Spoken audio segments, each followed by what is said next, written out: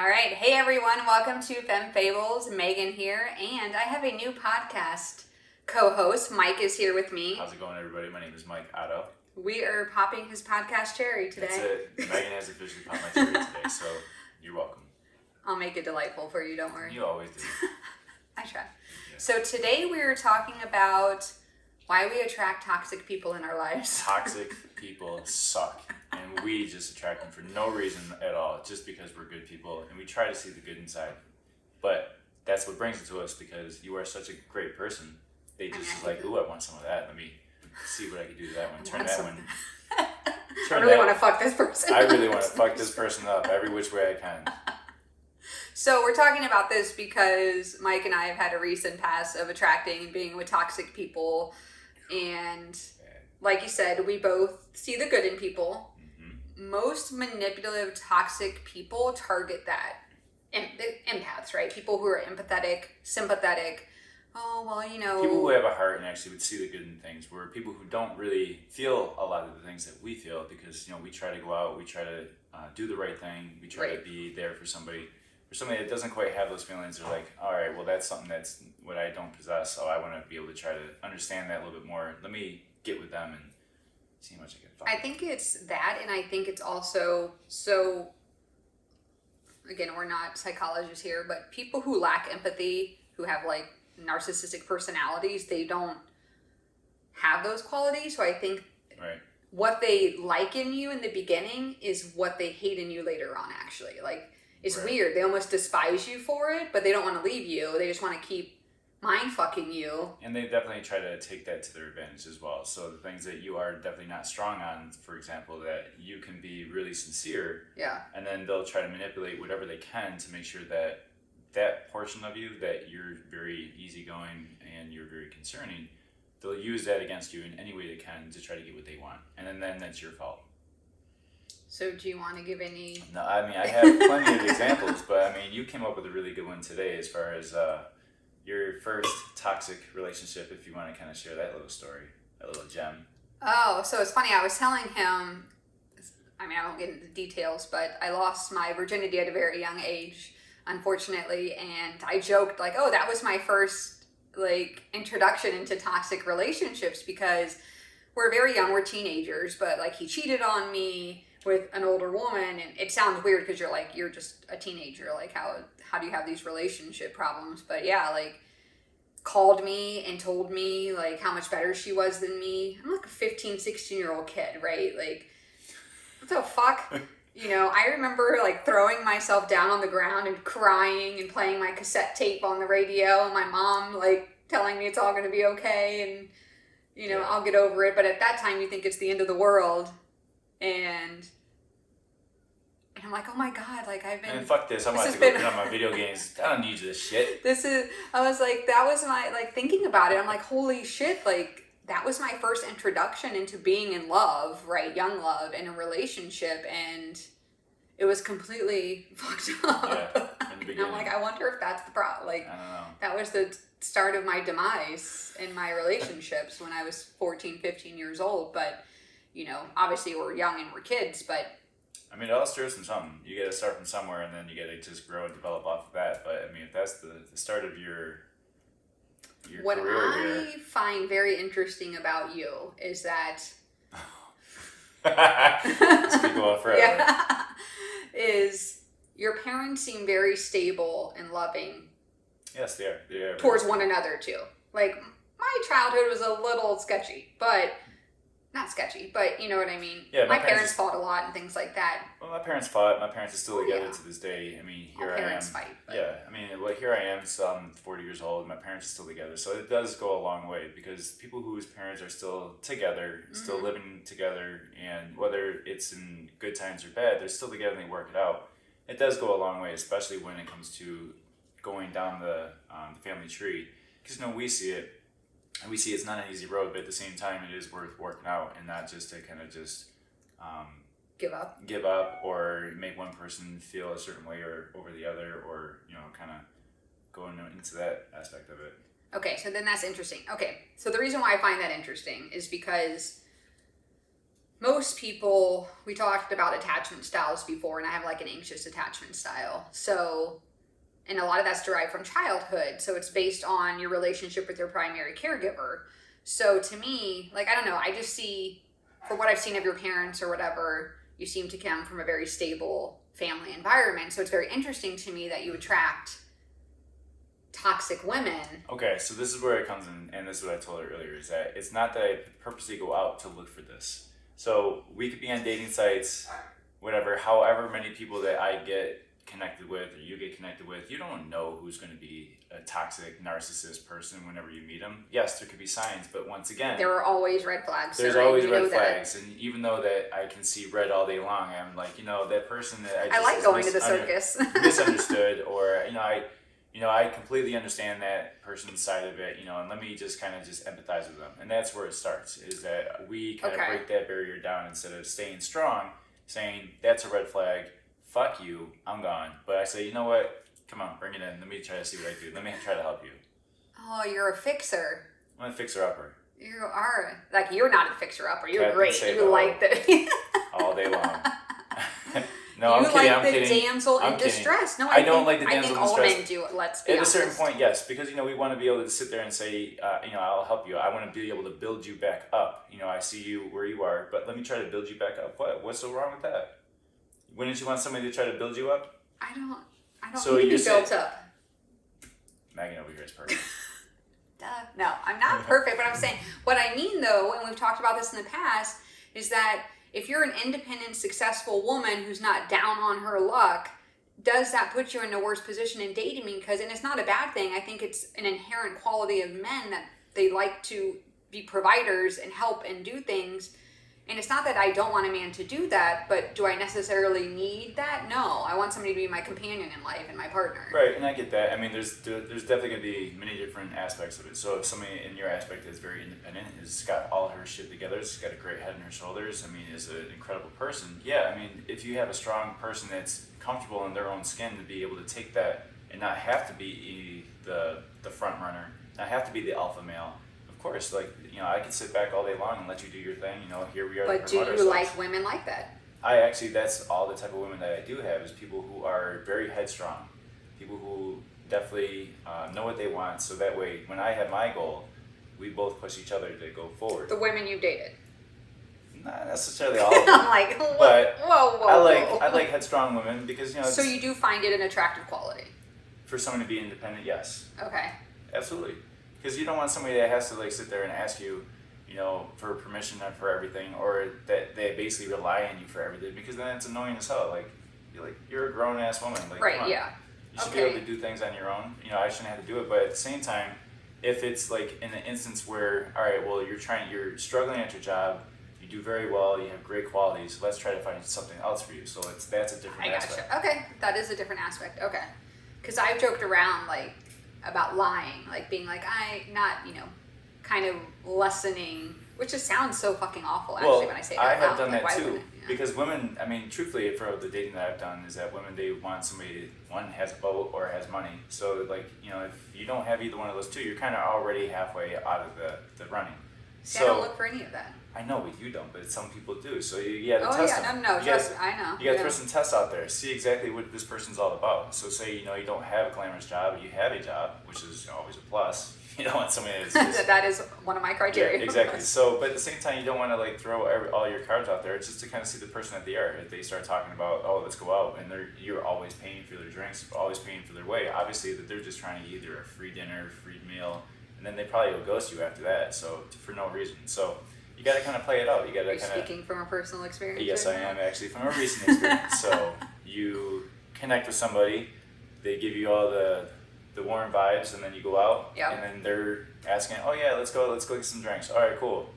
And then you kind of have that awkward silence of should I reach for my wallet, or are you gonna even It is. make It is an make awkward moment for a woman too. I was You're gonna because try to make some sort of effort to maybe even look at your purse to Like, see you're gonna even do it. It's just so I can say, I got this, I got it. Yeah. But just to offer it, or are you just gonna sit back and just kind of just, no, I'll have that. I'll have a double, thanks. yeah. Go ahead.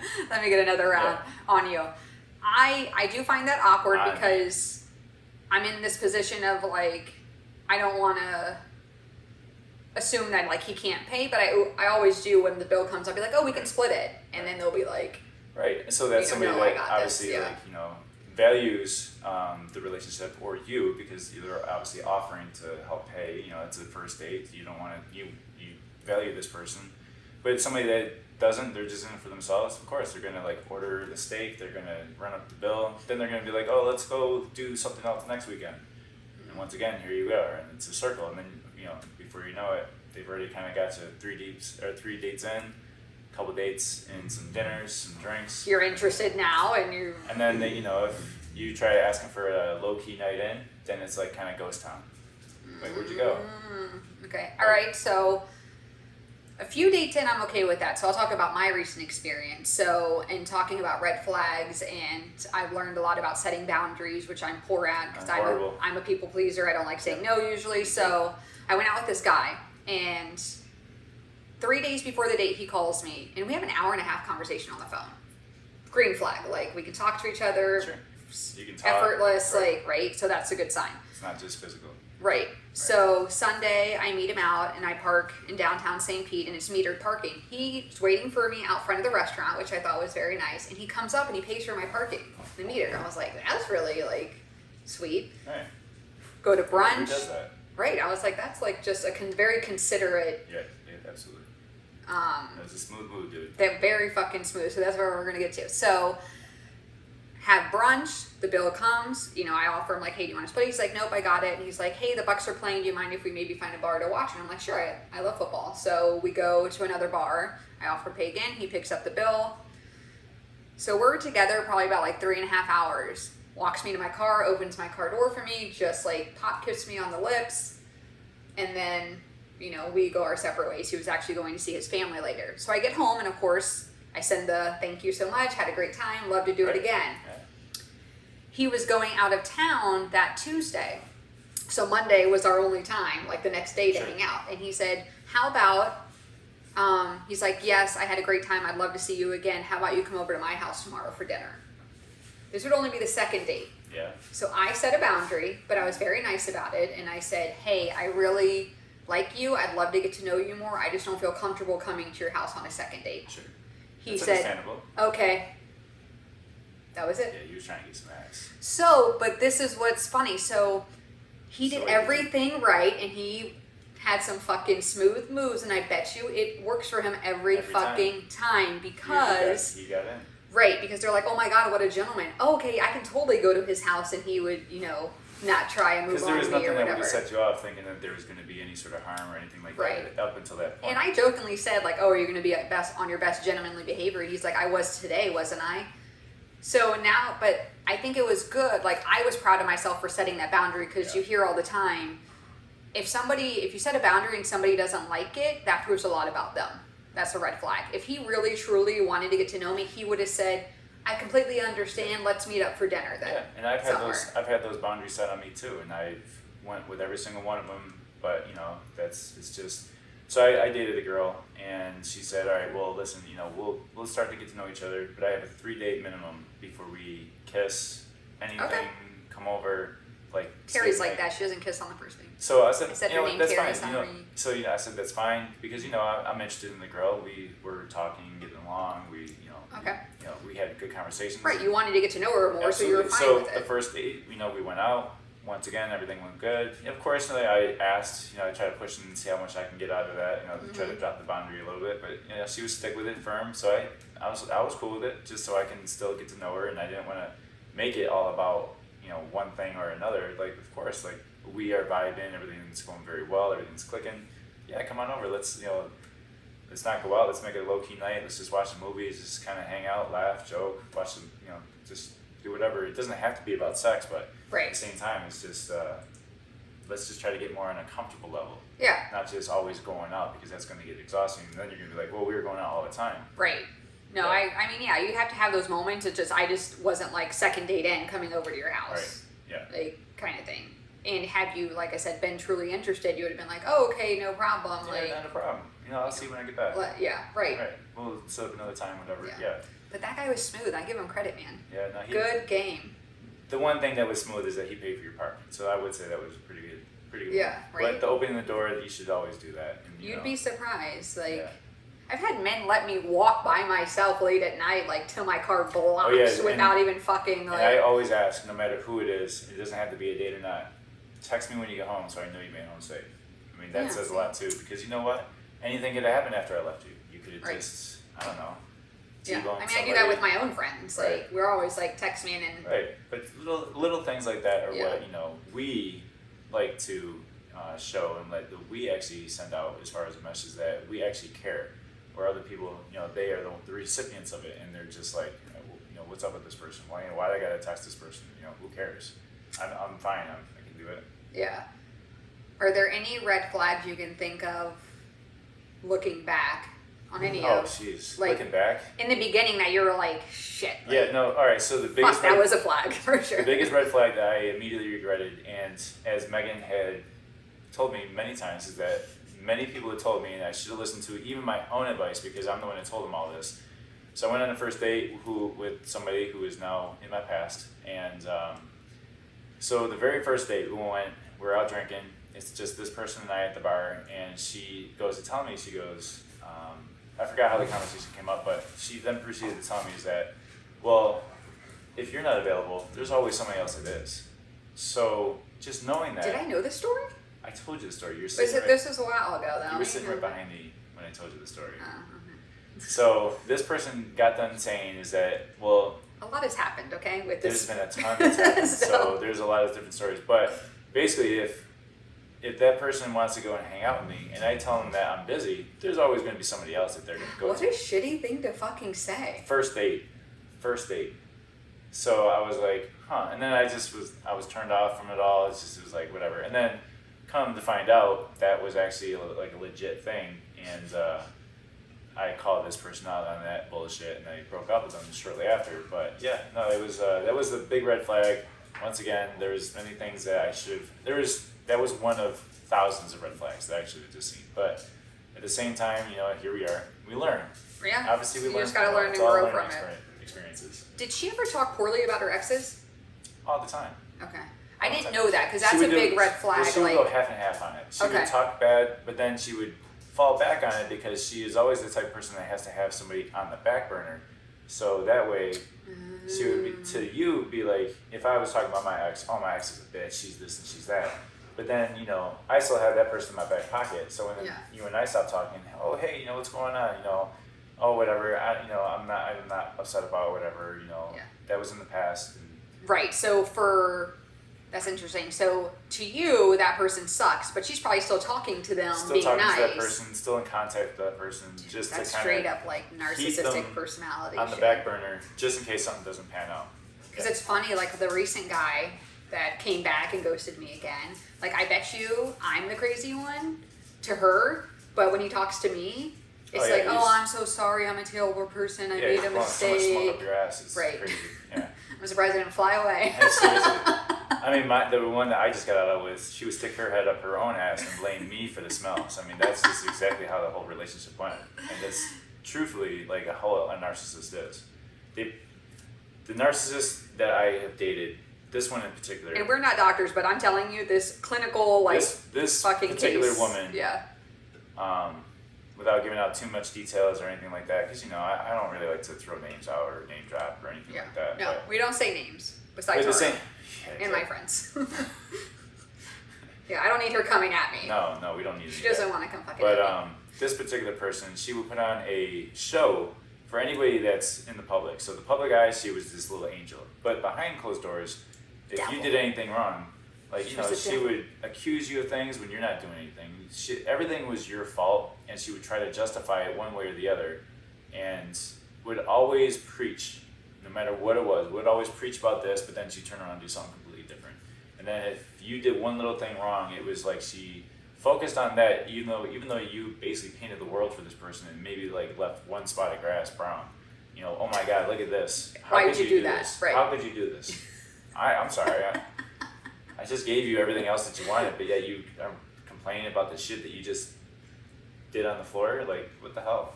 No, but it's just so many red flags. So being able to identify your own true red flag is one big thing that you need to establish, because if if you don't look at all the red flags in the beginning, it would definitely cost you later on. And that, coming from experience, it will cost you dearly. And you just got to be able to, like Megan said, set your boundaries, know what red flags that you are and you're not willing to kind of work through, and then from there go on. You know, I mean, yeah, you're going to weed out people, but at the same time, there's a lot of people who are actually the ones that you will mesh with. So you just got to be able to kind of go through that little gauntlet and be able to find the right one. For sure. So the reason why I ask is because the guy I dated last talked poorly about his ex. But then I would see messages like, oh, do you need me to come with you to the hospital? Because I know you don't like hospitals. I was like, if you guys hate each other so much, right? What is this shit that's happening right now? Yeah, like, she was the devil in white trash yesterday. Like, right. And now she's going to come with you to the hospital with your daughter. And they have a daughter together, so I get it. But so... And I've gone through that too, where I have a child, and me and the mother really just weren't vibing. Of course, you know, things are said, emotions run high, but now we're actually really good friends now. So, you know, that's crazy. I'm glad. I mean, no, I'm I think it took her she went through her own karma.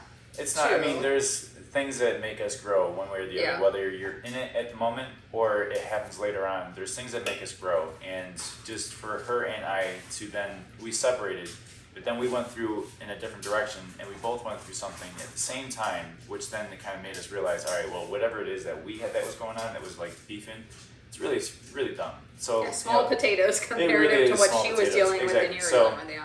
Really, I mean, you can turn anything around. If you know, it's always a good idea to just release all tension. Really, just kind of just let it go, and at the most part, just forgive and forget, and just move on. Well, forgive, don't forget, and move on. But at the same time, you don't need to hold on to that. Actually, I just I was going to say, how do you feel this current situation? Because they say forgiveness is always about yourself, and it's not excusing somebody's behavior. It's not allowing them to have the power to control your emotions for what they did to you.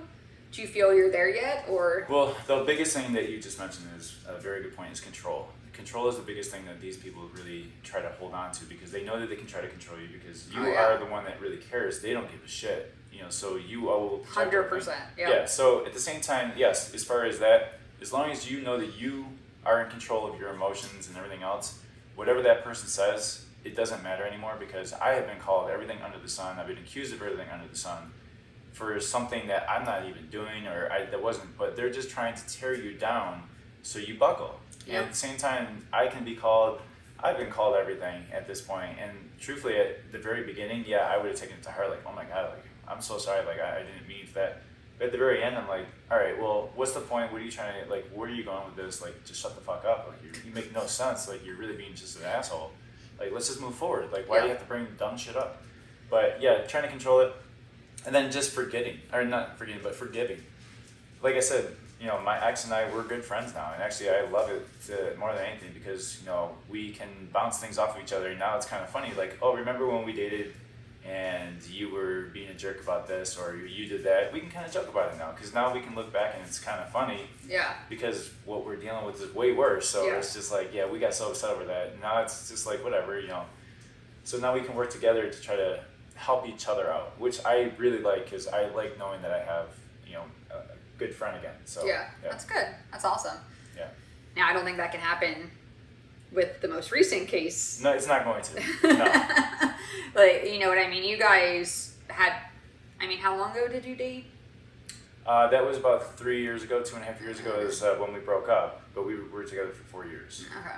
So, but we spent a lot of time. There's a lot of, you know, moments, experiences. There's a lot of things that you just can't throw away. You're going to remember it regardless if you're with that person or not. So why would you make it even more difficult?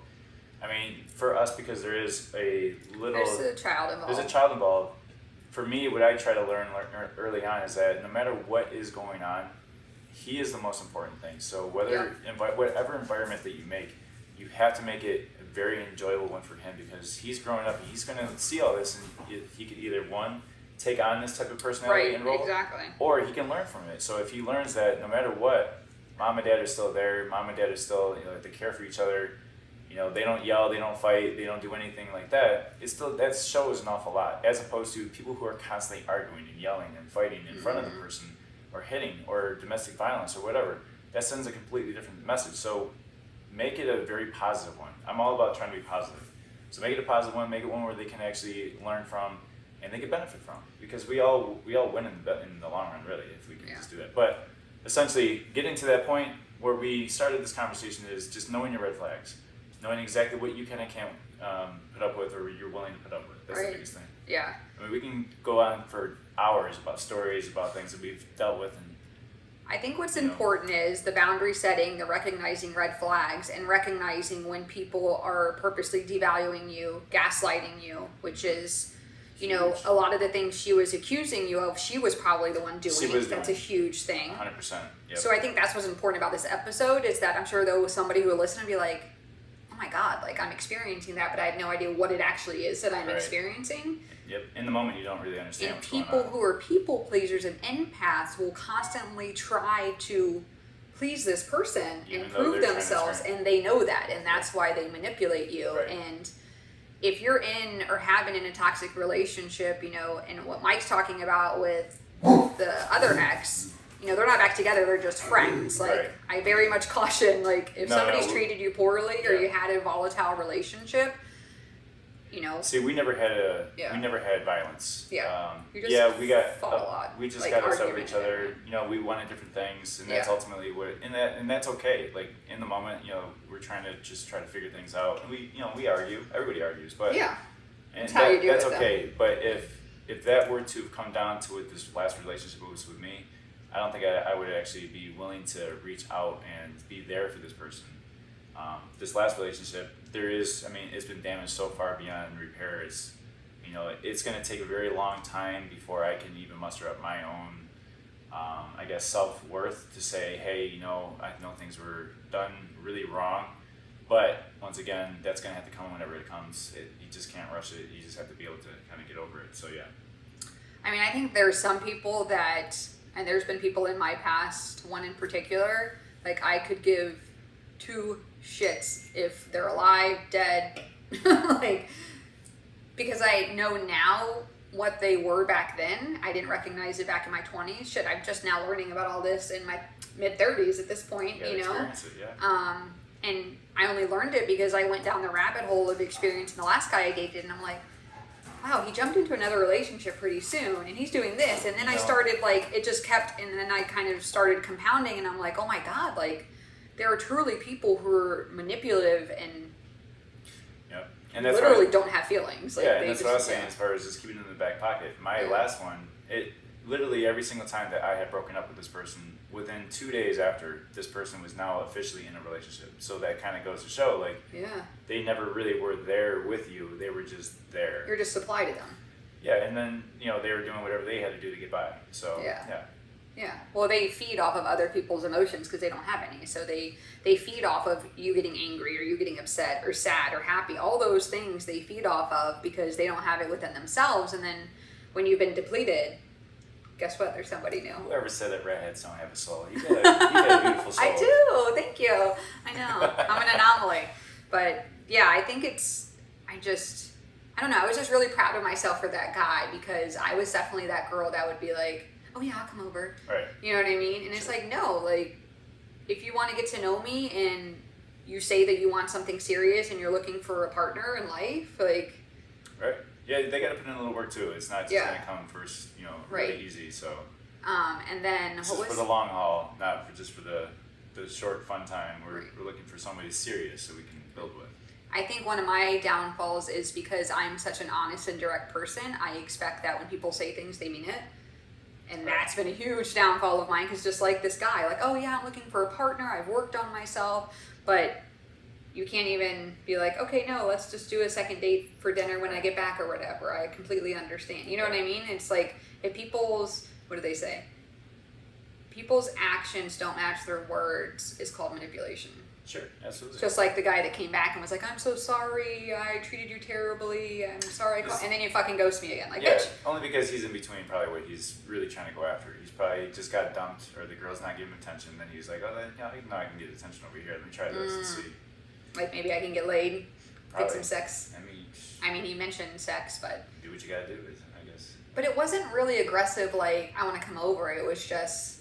Casual, hey, I'll come over. No, it was, even when I was single before, I didn't reach out for you for sex. Not that you would have. I'm like, is that So he's all just I'm trying. good for? Well, no, he's just trying to say, I had my chance back then, and I didn't ask you then, but I'm going to ask you now because now it's a different subject. But he didn't ask. He was just, maybe he was fishing. Like he was hoping I'd be Yeah. like, oh yeah, Yeah, well, come on over. Let's see what happens. No, I didn't do I got a that. swing. Let's see. So yeah, I don't know. People are weird, man. Sorry. I don't get it. Yeah, no, I don't either. But here we are. So. Here we are. Yeah, and Single. kind of going with that story as well. I met somebody at an event. We were talking. I'm at a point now in my life where I just had a really horrible experience go through, and I'm just getting out of it.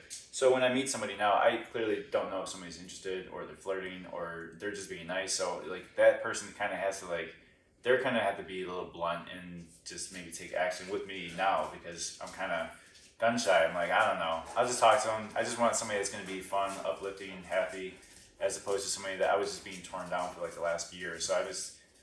So anyways, met her, gave her my info, figured it'd be easy, whatever. Email girls like to be pursued, I get it, And she made many comments about how that I didn't actually ask her for a number. So I took that little advice and I started asking her out, and we went out twice, and then after that, she travels, so then it's all now one word answers. So, but yet she'll be like, oh, I still want to, I'll come and I'll hang out. But then when you try to initiate conversation, it's one word answers. So she's not actively, she's not engaging. Yeah. She's nothing. So she's just, and that could be either she has other guys on the line, she's really just kind of doing her own thing. There could be multiple different reasons, but at me now, I'm like, cool. All right, I'll talk to you later. So before I would have been, I was a little worried about it, but then now I'm like, you were, yeah. Now I'm at the point whatever, if I hear from you, I hear from you. If not, it's a nice surprise if it happens, but I'm not going to sit here and wait and hold my breath. So. And I found it interesting as he and I were chatting about this when this was happening, and I'm like, well, all the thing that women are told is let the man chase you, be elusive, don't respond right away, do this, do that, whatever. And it was interesting because he's sitting here talking to me and she's doing all those things. She's kind of being elusive, she's being short, she's letting you chase her, and you're over here like, is this girl even fucking interested in me? What am I doing that's over what here? I'm saying. I don't know what somebody is, but when you give me I think any answers, guy would feel that way. They'll be like, okay, I'm confused. Yeah, and I even told you, so we went on a date, and the whole date changed, body language changed, everything kind of changed midway through, and I saw it, and I was like, I just got this feeling I'm not going to hear from her, and I told her this, and then I wasn't hearing from her, and then I had to keep prying and keep going, and I'm like, no, fuck this, I'm putting way too much effort in. I'm asking you questions, I'm trying to talk to you, and you give me one word answers, so you're not trying to engage, you're not trying to know anything about me, so do whatever it is that you're doing. I hope that whatever it is makes you happy, because I'm not going to sit here and be salty about it, but just don't give me the wrong impression. I heard something today. It said, don't invest in someone based on how much you like them, invest in them on how much they're investing in you. True. And I thought about you, because I was like... Yeah, no, she's not investing in anything. Yeah, she's not giving you anything. I get it. You find her attractive or whatever, and you had a good time with her, but she's giving very little investment to kind of keep you teetering so that she can have you as an option. It's my guess. Yeah, and at this point, who knows? I don't know if that's really her goal at this point anymore, because, I had asked if she would like to come and hang out. Then it was like, oh, well, I got this going on. I'm not going to be able to make it. But I still want to hang out. Still want to celebrate. Cool. I'll see you whenever you contact me.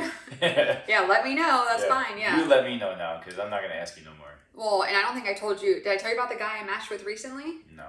Okay, so I tried a different dating app, so we'll kind of wrap it up with this story, and then your feedback as a guy, but... I went on OkCupid because I kept seeing the same people on Hinge and Bumble. I've been on them so much, I literally see the same people every time. There's nobody new. And they're all robots too. They're actually not. They don't have these profiles. They'll put the profile on, knowing damn well that they have it just to build up their Instagram or their followings wherever. Yeah, and, then they're in a relationship. You go to their Instagram, you see them with some dude or some girl, and they're like, "What the fuck? Damn, I just saw you. Really? I just saw you on the dating site. What's going on?" So, I'm sorry. Go ahead. No, you're fine. So we matched, and we have a lot in common. He asked for my number. We start texting. He tells me how busy he is or whatever, and it's just like, okay, at what point? Okay, I'll ask you this: how many days do you go back and forth exchanging via text or whatever, phone call, before you ask a girl out?